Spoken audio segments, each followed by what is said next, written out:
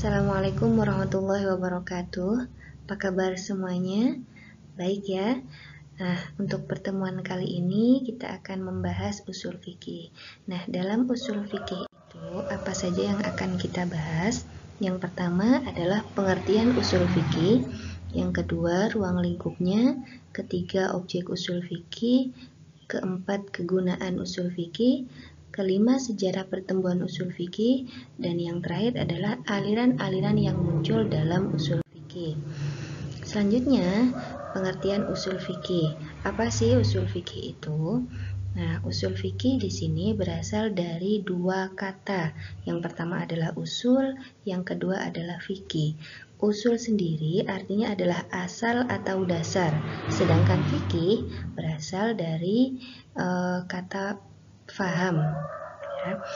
Nah, kalau digabungkan antara usul dan fikih, maka bisa disimpulkan dasar ataupun asal yang bisa dijadikan seorang mujtahid untuk memahami syariat menjadi sebuah hukum.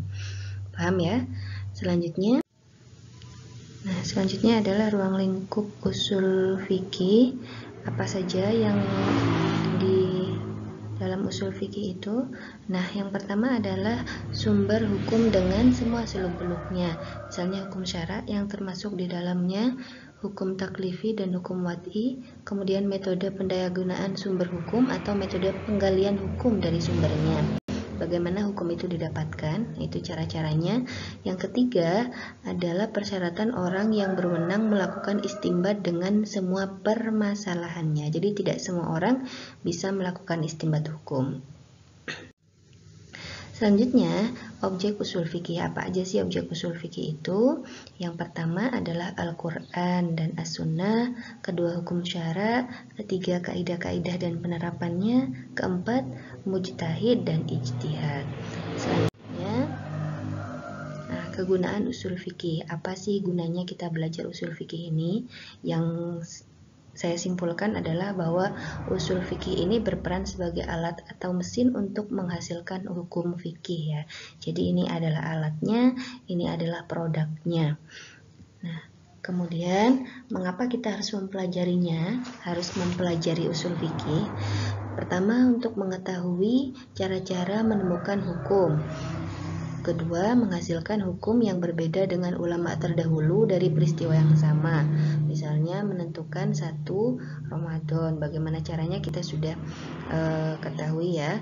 Kemudian ketiga, untuk menemukan solusi permasalahan saat ini dengan metode ijtihad mengenai masalah yang belum terjadi sebelumnya tentang halal atau haramnya bunga bank. Maka para mujtahid harus melakukan ijtihad tentang ini. Tapi sini sudah dilakukan ya. Ini hanya contoh saja.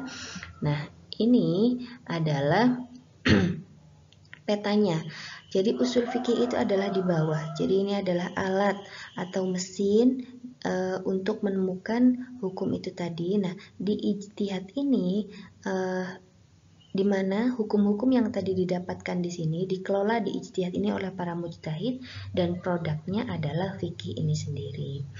Nah, selanjutnya ini sejarah pertumbuhan usul fikih. Baik.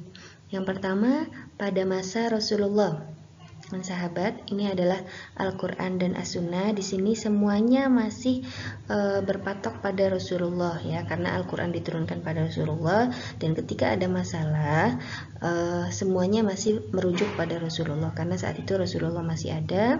Jadi apapun perbuatan Nabi itu nantinya menjadi As-Sunnah. Kemudian kedua, ijma' dan qiyas. Ini pada masa tabi'in. Kemudian ketiga, masa madhab dan sahabat. Nah, pada masa madhab dan sahabat ini kita bagi menjadi 3 ya. Yang pertama, masa sebelum Imam Syafi'i. Tokohnya siapa? Imam Hanafi dan Imam Maliki. Kemudian kedua, masa Imam Syafi'i. Nah, pada masa Imam Syafi'i inilah ilmu usul fikih mulai dibukukan atau telah dibukukan ya. Yang ketiga adalah masa setelah Imam Syafi'i. Tokohnya siapa? Imam Abu Hanifah. Nah, masa ini disebut sebagai masa penyempurnaan usul fikih dan diakhiri dengan penutupan pintu ijtihad. Baik, selanjutnya aliran-aliran yang muncul dalam usul fikih. Nah, ada 3 aliran. Yang pertama adalah thariqah Syafi'iyah atau yang biasa disebut dengan mutakallimin. Nah, thariqah ini atau aliran ini memposisikan usul fikih sebagai alat untuk menghasilkan hukum fikih yang baru.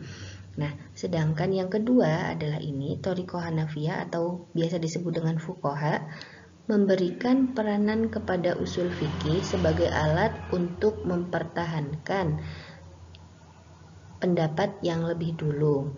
Nah, aliran yang ketiga ini adalah gabungan dari 2 aliran ini dan ini ya, mutakallimin dan fuqaha. Jadi menggabungkan antara pendapatnya 2 aliran tersebut. Nah, saya rasa cukup. Terima kasih. Saya akhiri. Wassalamualaikum warahmatullahi wabarakatuh.